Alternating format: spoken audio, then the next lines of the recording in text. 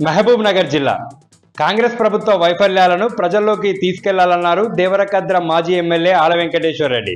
కౌకుంట్ల మండల కేంద్రంలో కౌకుంట్ల మండల బీఆర్ఎస్ పార్టీ కార్యకర్తల సమావేశంలో ఆయన పాల్గొన్నారు. ఈ సమావేశంలో కౌకుంట్ల మండల బీఆర్ఎస్ అధ్యక్షునిగా చందుగౌడ్, యూత్ వింగ్ అధ్యక్షులుగా రాఘవేందర్ రెడ్డి ఎన్నికయ్యారు.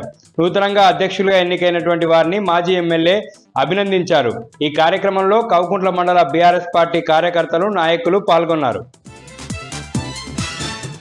వనపర్తి జిల్లా పెబ్బేరులో దారిదోపిడీ కలకలం రేపింది. హైదరాబాద్ బెంగళూరు జాతీయ రహదారి పక్కన నిలిపి ఉన్న కారుపై తెల్లవారుజామున రాళ్లు, కత్తులతో గుర్తు తెలియని దుండగులు దాడి చేశారు. కారులోని మహిళా ప్రయాణికుల 14 తులాల బంగారాన్ని చోరీ చేశారు. జగిత్యాల జిల్లా క్యూజన్ కొత్తూరు గ్రామానికి చెందిన 8 మంది తిరుపతి వెళ్లి వస్తుండగా ఈ ఘటన జరిగింది. 3కి గాయాలు కావడంతో ఆసుపత్రికి తరలించారు. సంఘటనా స్థలానికి చేరుకున్న పోలీసులు కేసు నమోదు చేసుకుని దర్యాప్తు చేస్తున్నారు. మహబూబ్ నగర్ జిల్లాలో సమగ్ర శిక్ష అభియాన్ ఉద్యోగుల నిరవధిక సమ్మె కొనసాగుతుంది. ఉద్యోగుల సమ్మె 9వ రోజుకు చేరింది. రోజుకో విధంగా కార్యక్రమాలు చేస్తూ ఉద్యోగులు తమ నిరసనను తెలియజేస్తూ ఉన్నారు. ఇవాళ టీటీడీ కళ్యాణ మండపం దీక్షా శిబిరం వద్ద వంటవార్పు కార్యక్రమంతో ఉద్యోగులు తమ నిరసనను తెలియజేశారు.